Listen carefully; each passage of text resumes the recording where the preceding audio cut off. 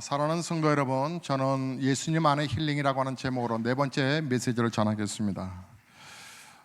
요즘 저의 주변에 지인들, 부모님들께서 많이들 돌아가십니다.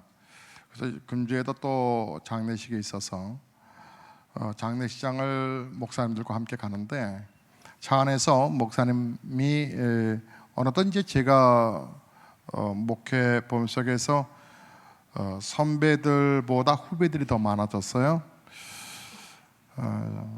그런데 목사님 후배들이 뒤에서 저에게 가는 길에 이렇게 질문했습니다. 목사님, 목회하는데 위기가 어디에서 온다라고 생각하세요? 이렇게 물었습니다.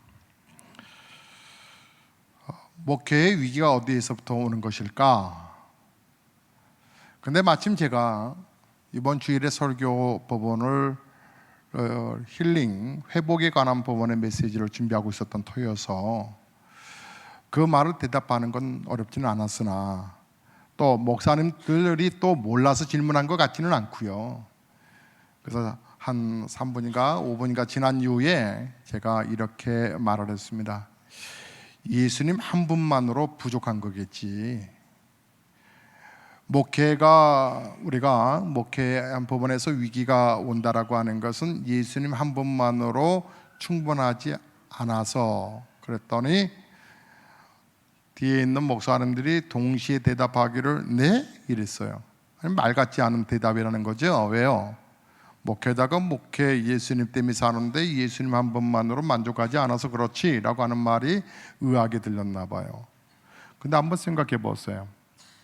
우리의 생활 속에서 행복이 없고 감사가 없는 이유는 뭘까? 더군다나 이 좋은 날에, 일요일 날에 주일을 하고 주님의 날을 하고, 교회 여러분 집 앞에서 오시는 분들이라 그렇지만 서울에서 오시는 분도 있고 저 분당에서 오시는 분도 있고, 저 용인에서도 오늘 오셨네 보니까. 그리고 저기 파주 금천에서도 오신 분도 계신데, 또 인천에서도 오신 분 있고요. 우리 고향시만이 아니라 흩어져서 오시는 분들, 괜히 예수 믿었으니까 피곤한 거 아니에요? 이런 생각도 들 수 있잖아요. 그런데요, 왜 우리가 예수 믿어서 시간을 마치 이렇게 들여지는 듯이, 희생하는 듯이 이런 생각이 드는데, 때로는 그래서 매너리즘에 빠질 때도 있고 때로는 참 힘들 때가 있는데, 신앙생활이 우리 인생의 즐거움이 되어야지 무거움이 되면 되겠어요? 그런데 왜 교회 다니면서도 즐겁지 않을까요? 왜 교회 신앙생활하면서도 감사가 없을까요? 왜 믿음 생활한다고 하는데 내 안에서 기쁨이 일어나지 못할까요? 혹 예수님의 한 분만으로 만족하지 못해서 그런 거 아니에요? 아니, 좀 더 리얼하게 얘기해 보면, 예수님이 누군지 정말 아세요? 많이 들어봤잖아요, 예수. 그런데 예수님이 여러분에게 누구세요? 오늘 본문 말씀에 예수님께서는 나는 비유하셨어요. 도적이 오는 것은 죽이고 멸망시키는 건데 나는 선한 목자라는 거예요. 그래서 너희에게 생명을 주고 너희에게 풍성함을 주기 위함이라 그러셨어요. 정말 여러분 생명을 얻으셨어요? 풍성함을 경험하셨나요? 교회를 다니면서도 내가 예수님이 살아계시다라고 하는 부분들을 여러분 인식하시는지요? 만약에 여러분 확신이 없으시면 목사 메시지에 졸지 마시고 좀 집중해 보실래요?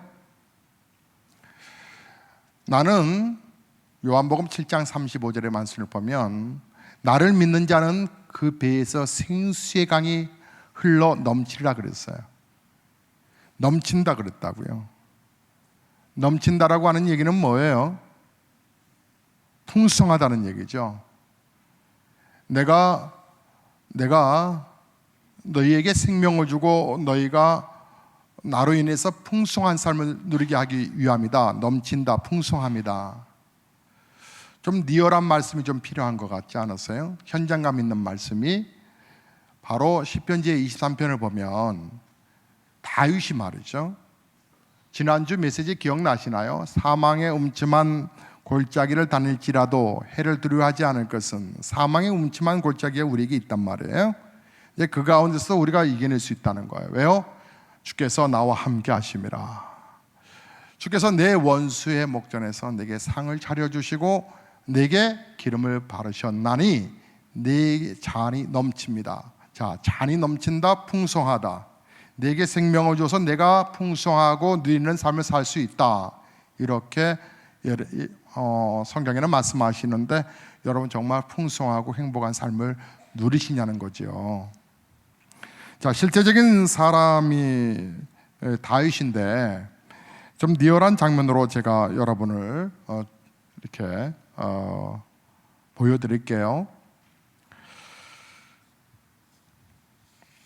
다윗은요, 하나님이 나와 함께 하신다라고 하는 확신과 믿음을 평생 섬기면서 늘 고백했던 사람이에요. 다윗이요.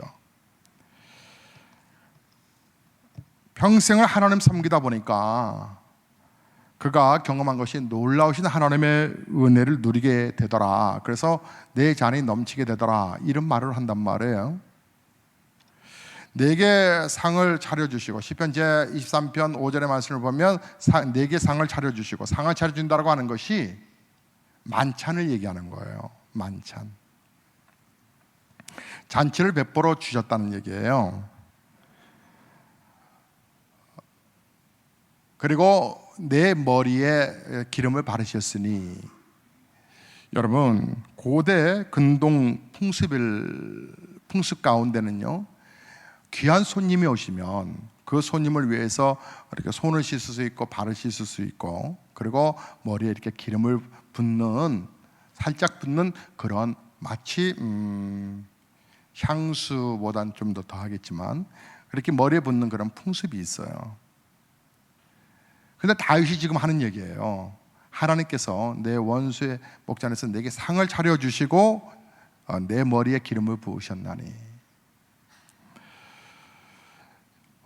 예수님께서 시몬이라고 하는 바리새파 사람의 집에 초청을 받으셨어요. 그래서 손님으로 그 집을 이제 초대받아 가셨는데, 당시에 창녀라고 이렇게 손가락질 받던 그런 마리아라고 하는 여인이 있었는데, 이 여자가요, 예수님 때문에 그 위기에서 벗어나요. 그래서 예수님께 감사해서 그가 향유를 가져와 가지고 예수님 발에 붓고 자기 머리카락으로 예수님 이렇게 닦아요. 근데 그 장면을 본 시몬이라고 하는 사람의 생각을 우리 예수님이 딱 캐치하신 거예요. 생각을. 그래서 이렇게 말씀해요. 누가복음 7장 46절에 너는, 시몬에게, 너는 내 머리에 감람유도 붓지 아니하였으되. 그러니까 손님으로 예수님을 초청하긴 했지만 VIP로 초청하지 않았다는 거예요. 손님으로는 예수님 초청했지만 정말 귀인에게 붓는 향유를 붓지 않지 않았냐. 그런데 이 여인은 이 향유를 내 발에 붓지 않느냐. 그러니까 내 머리에 기름을 바르셨다라고 하는 얘기는 정말 존귀한 애법이라는 것이죠. 정말 귀한 손님이 오면 머리에 기름을 부었던 것처럼, 그러니까 예수님께서 그 말씀하신 것은 이 다윗의 시편에 그대로 나타냄을 볼 수 있거든요. 하나님이 나에게 상을 차려주시고 내 머리에 기름을 부으셨다라고 하는 말은 하나님께서 나를 아주 극진하게 그렇게 생각하셨다는 거예요.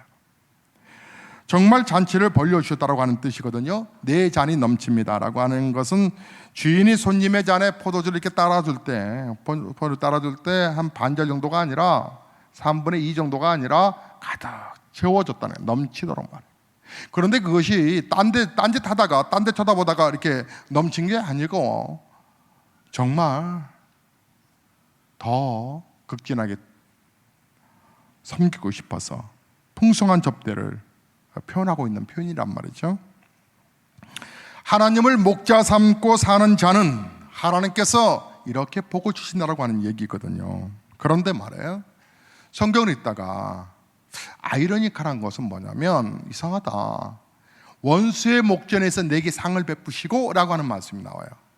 원수라고 하는 것은 상대방이 나를 죽일 수도 있다는 거예요. 그리고 나에게 상처를 입혔다는 거예요. 서로가 상처가 되는 법원 앞에서 죽이냐 사냐 뭐 이런 법원인데, 원수의 목전에서 내 앞에서 내게 상을 베푸셨다.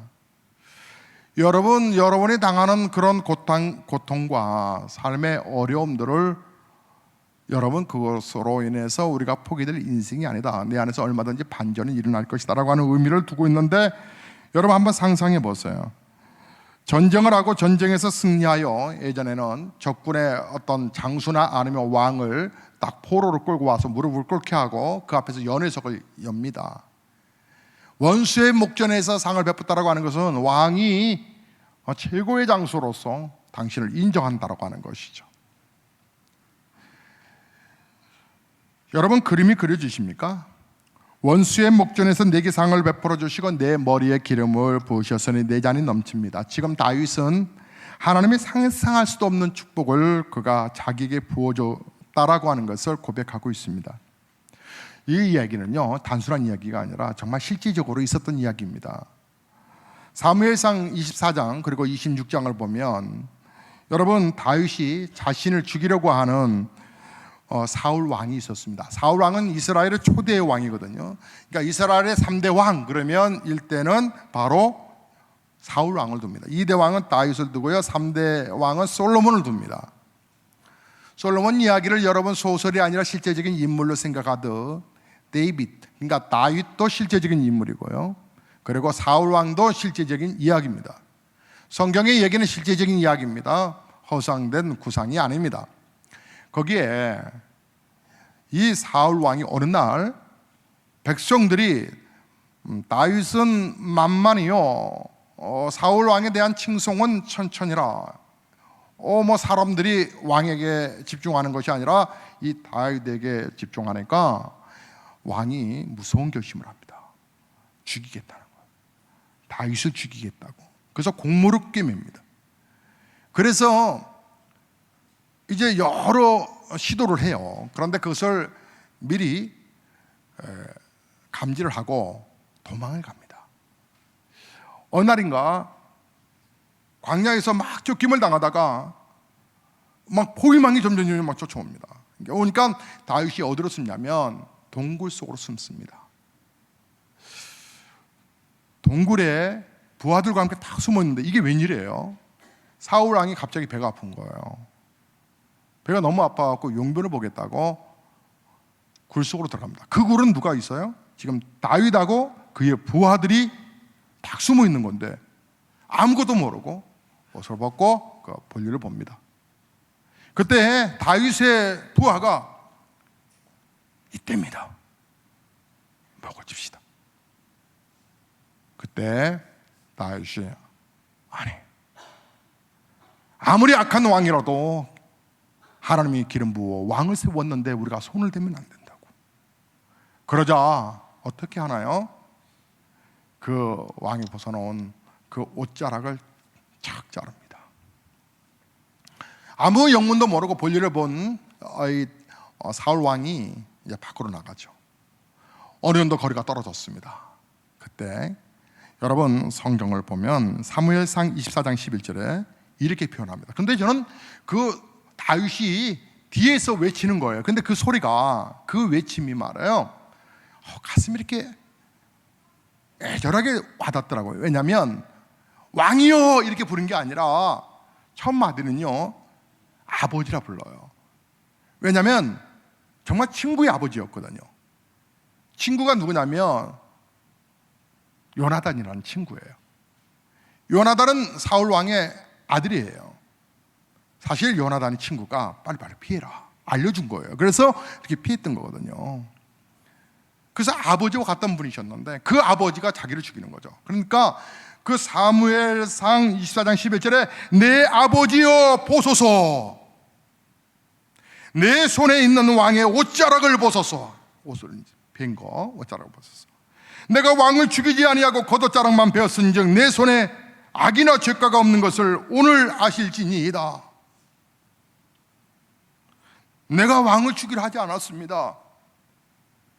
당신 단숨에 죽일 수 있었는데 죽이지 않았습니다. 그런데 왜 그렇게 나를 오리어 죽이려 하십니까? 나는 당신과 적이 아닙니다. 아버지여, 어떻게 이럴 수 있습니까? 나는 당신 해하려 생각이 앞으로도 없습니다 라고 말할 때에 사울 왕이 깜짝 놀라서 24장 17절과 20절에 보면 이렇게 대답합니다. 나는 너를 학대하되 너는 나를 선대하니 너는 나보다 의롭도다. 그 20절 넘어가 보면 보라, 나는 네가 반드시 왕이 될 것을 알고 이스라엘의 나라가 내 손에 견고하게 될 것을 나는 아노라. 이런 일이 사무엘상 24장뿐만 아니라 26장에도 나옵니다. 여러분, 이 얼마나 통쾌한 순간이에요. 나를 죽이려 했어요. 그런데 오히려 그 굴 속으로 들어왔어요. 단숨에 죽일 수도 있었을 텐데 오히려 그를 놔둬요. 그리고 다윗의 원수인 사울 왕이 자기 입으로 네가 나보다 낫다라고 다윗이 네 앞으로 왕이 될 것이라고 말을 합니다. 여러분, 완전 반전 아니에요? 시편의 말씀뿐만 아니라 요한복음 10장 오늘 본문의 10절의 말씀처럼 의례 생활에 풍성함을 더하신다라고 하는 말씀, 하나님께서 원수의 목전에서 잔치를 베푸시고 머리에 기름을 부어주신 거 여러분 아시나요? 이 다윗에게만 일어나는 일들일까요? 여러분, 다윗을 너무 부러워하지 마세요.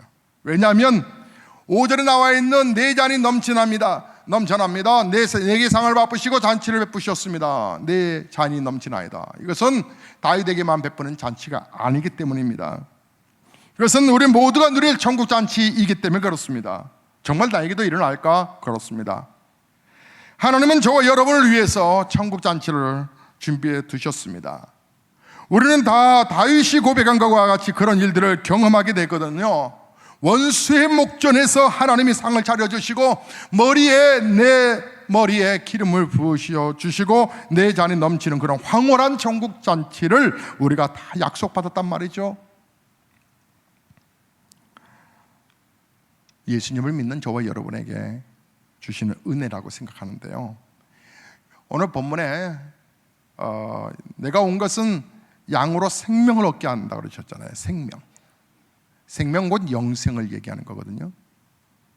그런데 시편 제 23편 6절로 넘어가 보면요, 이렇게 내 평생에 여호와의 인자하심과 선하심이 반드시 나를 따르니 내가 여호와의 집에 영원히 거하리로다. 그 말씀으로 이렇게 끝나요.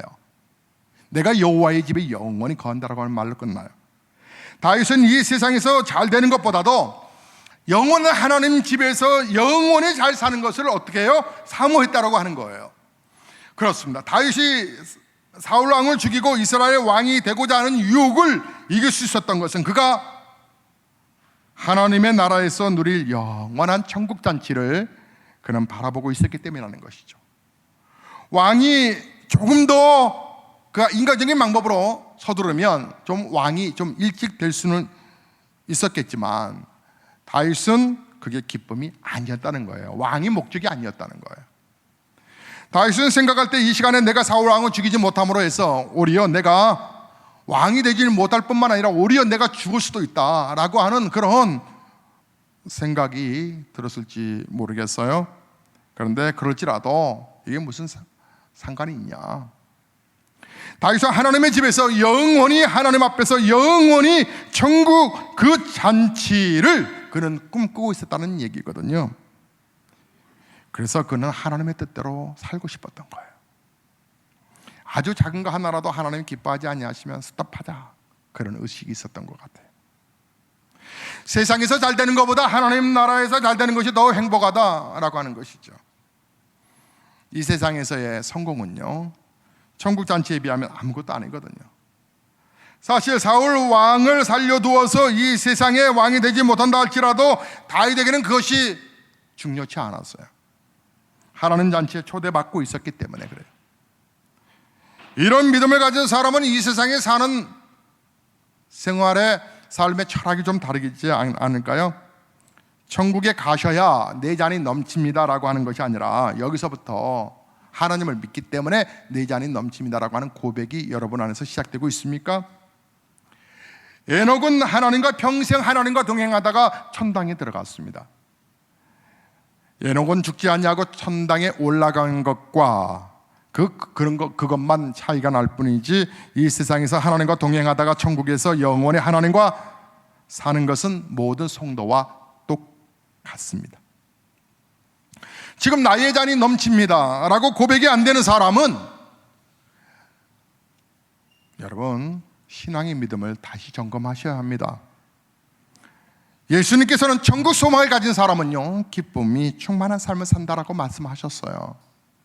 마태복음 13장 44절에 천국은 마치 밭에 감추어진 보화와 같으니 사람이 이를 발견하고 숨겨두고 기뻐와서 돌아와서 자기의 소유를 다 팔아 그 밭을 사느니라.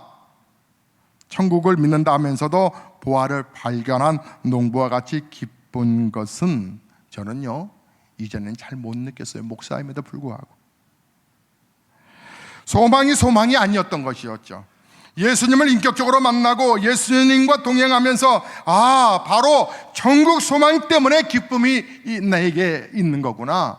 그래서 하박국 선지자가 말했던 것처럼 없고 없을지라도 나는 여호와 한 분만으로 만족할 수 있는 거였구나. 여러분, 예수를 믿고 예수로 인하여 사는 이 삶의 이 행복이 얼마나 큰지 몰라요. 내게 부족함이 없습니다. 내 잔이 넘치나이다 라고 하는 고백하는 이 고백, 내가 천국의 보화를 찾았고 내가 이미 그것을 소유했기 때문에.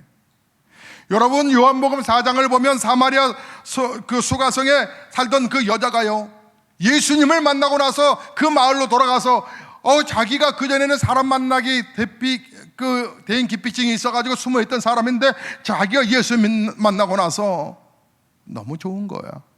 웃음을 잃어버렸던 그 여인이 예수님 때문에 웃음을 찾았어요. 만약 여러분의 삶 속에 웃음이 없으시면요, 다시 예수님을 만나셔야 돼요. 왜요? 그분은 우리에게 생명을 주고 우리에게 풍성한 삶을 주시기 위함이라고 말씀하고 계시거든요. 이 여자가 어떤 사람이었어요? 남편을 5번이나 바꿨던 사람이에요. 그런 여인의 외침이었어요. 더 이상의 마음의 상처가 가득하고 도끼를 품은 말이 아니라 기쁨의 외침이었어요. 와서 보라, 이는 그리스도이시다. 와서 보라. 여러분, 인생의 참된 행복을 발견한 사람의 환희의 외침, 내 잔이 넘치나이다 라고 하는 외침, 예수님을 만나고 이렇게 변한 거예요. 예수님을 믿고 구원받지 못한 자는 천국이 있음을 알게 되면 기쁜 것이 아니라 오히려 두려워져요. 아무나 천국 잔치를 누리는 것은 아닌 것 같아요. 여러분, 천국을 소유하셨습니까? 그렇다면 다윗처럼 내 잔이 넘칩니다 라고 천국을 누려야 한다고 하는 것이죠. 천국에 영생을 주시고 생명을 주실 뿐만 아니라 우리에게 풍성함을 주셨다고 하는 의미가 바로 그런 의미거든요. 천국 잔치를 여러분 날마다 생활 속에서 누리고 살려면 예수님의 목자이심을 믿고, 여러분이 예수님을 나의 목자로 믿고 죽으라고 예수님을 따라가는 거예요. 여러분, 예? 우리의 목표는 푸른 초장 잔잔한 시냇가가 아니에요. 목자이신 예수님이 함께하지 않으신다면, 여러분, 양들에게 목자가 없으면요, 푸른 초장 의미 없어요. 쉴만한 물가 양들에게 의미 없어요. 왜냐하면 언제든 그곳에 양이 있다라고 하는 것을 알고 이리들과 짐승들이 양을 잡아먹기 위해서 딱 포진하고 있기 때문에 양들에게 푸른 초장이 있어서 행복한 게 아니고요, 양들에게 쉴만한 물가가 있어서 행복한 게 아니라 그곳에 목자가 있냐 없냐는 거예요. 여러분, 우리의 목표는 성공이 아니에요. 우리가 원하는 것은 오직 예수님 뿐이에요. 사랑하는 성도 여러분, 예수를 만나면요, 바울의 고백을 할 수가 있어요. 바울이 뭐라고 그랬냐면, 나는 예수 외에 그 어떤 것도 자랑하지 않겠다는 거예요.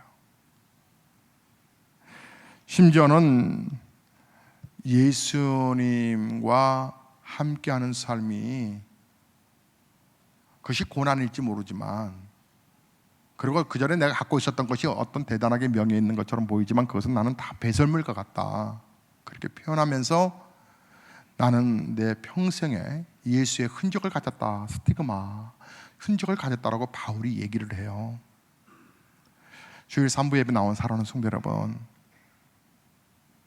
예수님이 제게 주시는 그 기쁨이 있어요. 내 잔이 넘칩니다라고 하는 기쁨이 있어요. 근데 그것은 내 앞에 상이 차려지고 안 차려지고의 개념은 아니에요. 그건 옵션일 뿐이에요. 우리가 믿음 생활 잘 하셔야 돼요.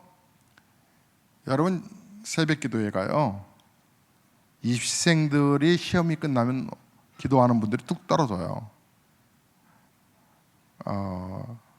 그러면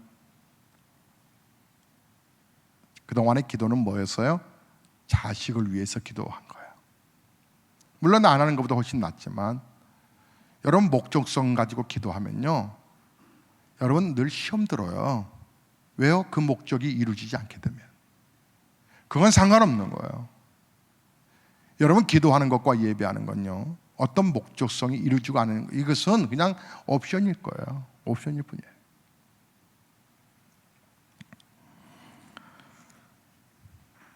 여러분, 예수님이 목자하신 성도들은요, 환경과 여건에 상관없이 내 잔이 넘칩니다 라고 하는 고백을 할 수 있거든요. 실제적으로 정연희 씨가 쓴 소설 가운데서 내 잔이 넘치나이다 라고 하는 책이 있어요. 여러분 꼭 한번 사서 보세요. 근데 거기에 실제적인 사건의 이야기들인데, 거기에 실제적으로 등장하는 한 인물이 있어요. 거기에 맹의순 씨라고 하는 사람인데요, 이 맹의순 씨는 한국 전쟁 당시에 신학교를 다니다가 피난하던 중에 이 북한군으로 오해를 받아가지고 그가 거제도 포로 수용소에 갇히게 되어요. 북한군 그리고 중공군, 제가 거제도 그 포로 수용소 한번 다녀왔었는데요, 보니까 참 전쟁은 절대 일어나면 안 되는 거죠, 그죠? 참 비참한 모습들인데, 거기 수용소에서요 모진 고생을 합니다. 그런데 이분이요, 그 모진 고생 속에서도 자신도 힘든데, 그 수용소 안에 이 중공군 있지 않습니까? 중공군의 그 환자들이 있어요. 뭐 포탄에 맞았거나 상처를 입은 그 중환자들을 그가 이렇게 닦아주고 이렇게 섬깁니다. 2년 후에 그가 억울하게 감옥살이하고 있다라고 하는 것이 밝혀져 가지고 그가 석방을 받게 되는데, 근데 그는 석방을 거부합니다. 그리고 그의 지인에게 써보낸 편지의 내용이 이런 내용이 나옵니다. 들어보시겠어요? 나로 하여금 이곳에 있도록 허락해 주신 하나님께 감사할 뿐이네 친구. 내가 이곳에 남아 있는 것은 결코 희생이 아닐세. 이곳에 있는 형제들 중에서 나같이 부족한 것이 남아 필요로 하는 이들이 적지 않게 있으니 그래도 얼마나 감사한 일인가. 그는 수용소 나오는 걸 거절했대요. 그리고 안타깝게도 그는 수용소에 남아서 중공군의 그 환자들을 돌보다가 27세에 요조를 하고 세상을 떠납니다. 그의 장례식장에서 한 중공군 포로가 대표로 읽은 추모사의 내용입니다. 맹의순 선생 영전에 드립니다. 그는 평화의 사도였습니다. 화평의 사도요 인내의 왕이요 우리에게 사랑의 주인이셨던 맹의순 선생이 가시다니. 중략하고요. 우리는 서로 말이 통하지 않던 이방인들이었습니다. 그가 우리의 막사에 찾아오던 초기 우리는 그를 경멸하고 무시했었습니다. 그러나 그의 얼굴은 늘 온화했고 그의 행동은 희생과 헌신으로 한결같았습니다. 우리를 찾아오시는 선생의 한 손에는 성경책이, 그리고 다른 한 손에는 물통이 들려져 있었습니다. 선생은 움직이지 못하는 환자를 골고루 만져주고 주물러 주면서 그렇게도 간절히 기도하셨습니다. 우리는 그의 말을 알아들을 수는 없었지만 그의 기도를 듣고 있으면 그렇게 고통스럽던 통증이 가라앉고 신음과 함께 목이 타서 잠 못 이루던 육체가 편안한 잠의 품에 안기게 되곤 하였습니다. 겨울이면 따뜻한 물로, 여름이면 시원한 물로 우리의 얼굴을 씻겨주고 손을 닦아 주었습니다. 때로는 발도 씻겨주셨습니다. 중략하고요. 선생이 쓰러지던 그 마지막 날 밤, 마지막 환자를 다 씻기고 일어난 선생은 눈물을 흘리며 그 눈물 씻을 생각도 안 하시고 시편 제23편을 중국말로 떠듬떠듬 읽어주셨습니다. 여호와는 나의 목자시니 중략하고요 내 잔이 넘치나이다. 봉독하신 후 높은 곳을 바라보시며 다시 한번 말씀하셨습니다. 맹의순 선생은 내 잔이 넘치나이다. 내 잔이 넘치나이다. 우리도 그의 얼굴을 바라보며 따라 외웠습니다. 내 잔이 넘치나이다. 내 잔이 넘치나이다. 이 말씀과 함께 마지막 환자를 씻겨낸 물통과 대야를 들고 일어나시다가 그대로 그 자리에서 쓰러지셨습니다. 우리는 통곡했습니다. 염치 없는 우리가 선생을 돌아가시게 했다고 우리는 통곡합니다. 우리는 통곡합니다. 그러나 이제 우리는 맹선생 만나기 위해서라도 예수 안에 있어야 한다고 하는 것을 깨닫고 있습니다. 그렇습니다. 우리는 이제 버려진 것이 아니라고 하는 것을 알고 있습니다. 우리는 맹선생과 함께 주님 안에 있습니다. 그러나 우리는 모두 통곡합니다. 거제리 포로 수용소 중공군 병동의 환자들 일동. 여러분, 내 잔이 넘친다라고 하는 것이 내 앞에 상이 차려져야만 넘쳐지는 건 아닙니다. 우리는 내 앞에 상이 차려지지 않은 것 때문에 신앙생활하다가 시험 들기도 합니다. 섭섭하다 말하기도 합니다. 우리가 다윗처럼 내 잔이 넘칩니다 라고 고백하며 살지 못하는 이유가 뭘까? 예수님이 목자 되신 것을 부담스러워하고 목자 없는 양을 부러워하는 마음을 가지고 있기 때문은 아닐까? 실제로 어떤 교인은 목자가 귀찮고 싫어하는 사람이 있습니다. 귀찮게 하지 마세요. 제가 알아서 할게요. 신앙생활. 여러분, 정말 큰 시험이고 두려운 일입니다.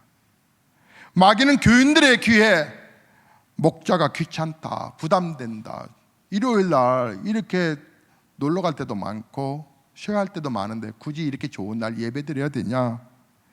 그 아까운 헌금, 감사 헌금 돈 만 원도 아까운데 그걸 11조를 드리라니 이게 말이 되냐? 하면서 마귀는 속삭입니다. 아담과 하와가 마귀의 유혹을 받았습니다. 가룟 유다가 마귀의 그 유혹을 받았습니다. 그 결과가 어떻게 되었나요? 다 죽는 겁니다. 유명한 작곡가 리스트가 아주 유명한 사람이라고 그래요. 근데 어느 날 독일의 한 조그마한 마을을 방문하게 되었답니다.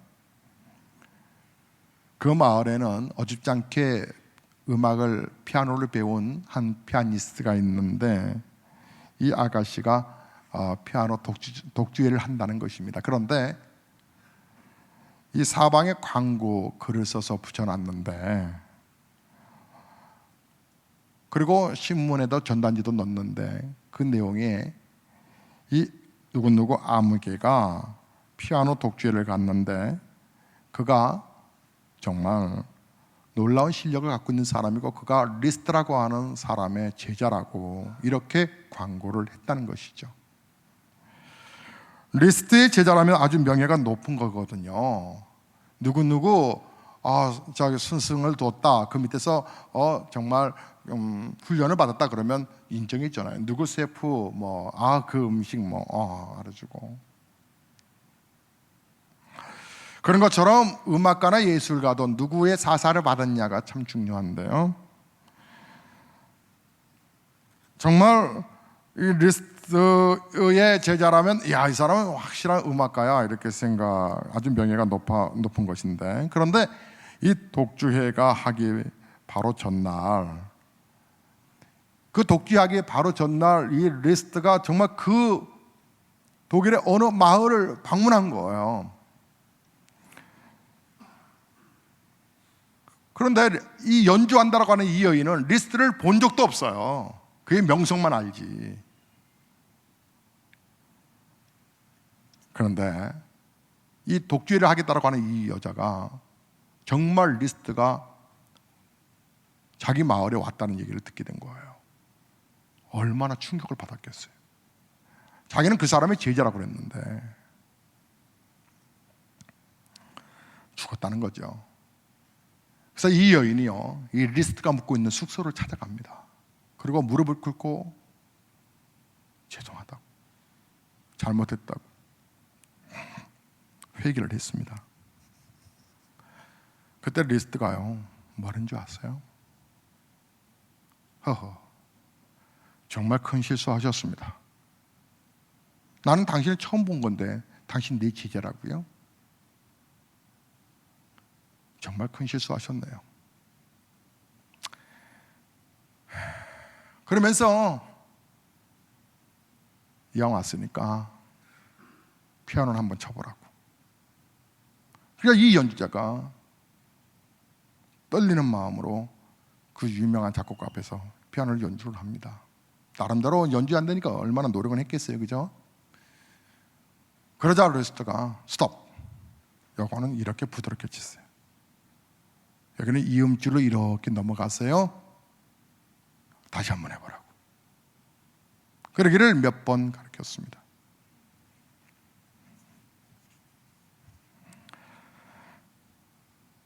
잠시 후에 이 리스트 작곡가는 피아니스트에게 이런 말을 합니다. 내일 연주할 겁니까? 아무 말을 못하는 이 피아니스트에게, 그러니까 연주하겠다고 하는 이 여인에게 리스트가 이런 말을 합니다. 하세요.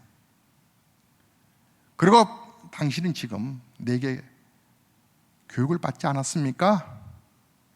그래서 당신은 나의 제자입니다. 나의 제자로 연주하십시오. 그리고 연주하다가 맨 끝에 한 곡만 남겨두시고 이렇게 얘기하십시오, 사람들에게. 이제 우리 리스트 선생님께서 나오셔서 마지막 곡을 연주해 주시겠습니다. 그러면 내가 가서 연주하겠습니다.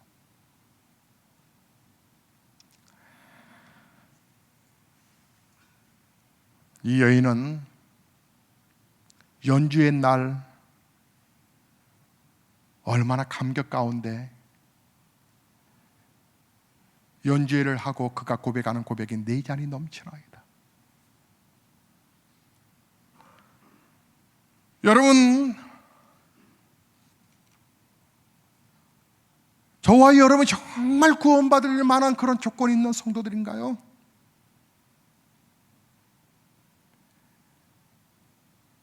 주일 하나 지키는 것도 버거워하는 내가 정말 구원받은 하나님의 자격이 있어서 구원받은 백성인가요? 그럼에도 불구하고 하나님이 나를 이처럼 사랑하사 가장 존귀한 자로 여기셔서 나 위하여 피를 흘리시면서 네 죄 해결했다, 네 거다, 너 죄 없다, 이렇게 말씀하셔서 우리는 우리의 고백이 감사합니다, 풍성한 삶을 누리라고 하는 말씀이 여기군요. 내가 여호와의 집에 영원히 거합니다, 여호와여 내 잔이 넘치나이다라고 고백하는 거. 그래서 내 생활의 형편이 어떠하든지 간에 나는 예수를 한 번만으로 나는 만족합니다라고 하는 고백할 수 있는 고백. 우리는 예수 보지 아니하고 신앙생활합니다. 우리는 예수 보지 아니하고 사람 때문에 시험 듭니다. 우리는 예수 만나지 아니하고 종교생활합니다. 그래서 우리 주님이 주시는 정말 기쁨을 놓칠 때가 많습니다. 목적 있는 삶을 살지 못하는 것은 모두가 다 시험 들 확률이 많은 사람들입니다. 내가 억울하게 감옥에 갇혀 있어도 이곳에 하나님의 뜻이 있다고 하면 우리는 거룩한 곳에서 주님의 은혜를 증거하는 내 삶이 내 잔이 넘칩니다라고 하는 흥분과 감격 속의 삶의 모습을 보여주셔야 합니다. 그래야 남편이 예수 믿습니다. 그래야 자녀들이 예수 믿습니다. 그래야 우리의 삶의 모든 영적인 나의 지인들이 예수를 믿을 것입니다. 비록 내 앞에 당장 상이 차려지지 않았어도 말입니다. 우리 주님이 오늘 여러분에게 말씀하십니다. 명절이 귀하냐, 내가 귀하냐. 기도하시겠습니다.